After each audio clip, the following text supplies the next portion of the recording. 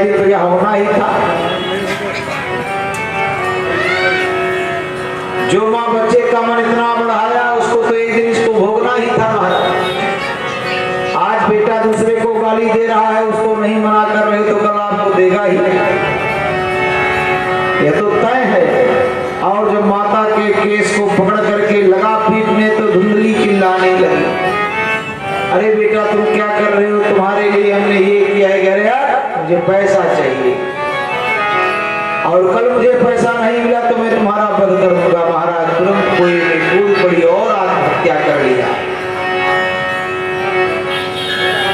गोकर्ण जी महाराज चले गए तीर्थ यात्रा पर,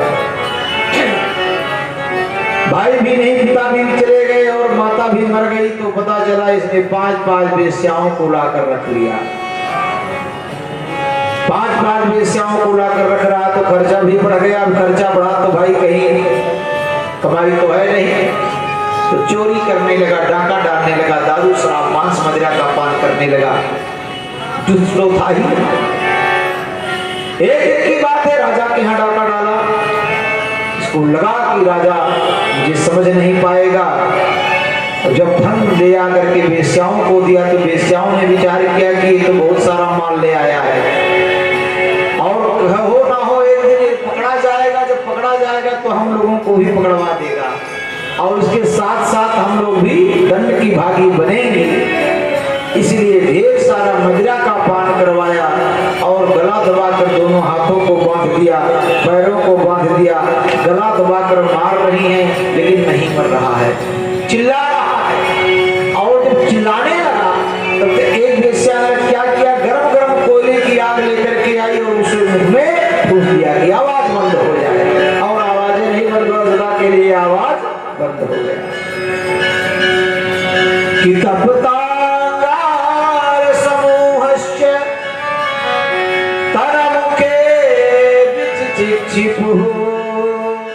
अग्नि ज्वाला दुखेन व्याकुलो निधनम गतः। अग्नि की ज्वाला इतनी प्रबल थी, इतनी अग्नि ज्वाला दुखेन व्याकुलो निधनम गतः। चला गया महाराज, भगवान के धाम को गया नहीं, महाविशाल प्रेत हो गया।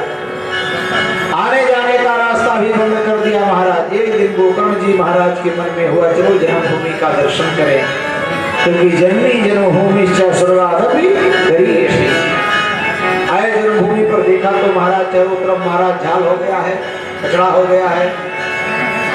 कहते हैं महाराज जब खेत में कोई बीज नहीं डाला जाएगा तो खरपतवार जम जाता है।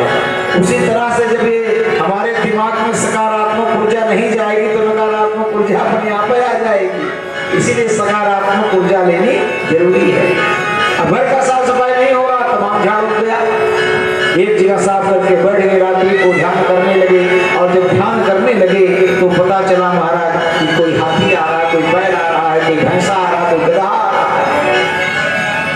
जल लिया, छोड़ दिया, कौन हो तुम?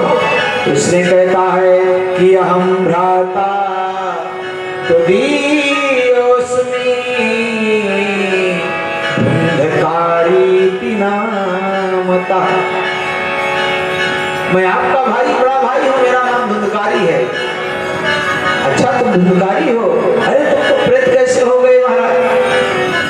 बोले सुखी नहीं दोषेण ब्रह्मत्वम नाशितम मया। अपने किए हुए कर्मों के कारण मैं इस योनि को प्राप्त हुआ हूँ। इसीलिए कि को ना काहू सुख दुख का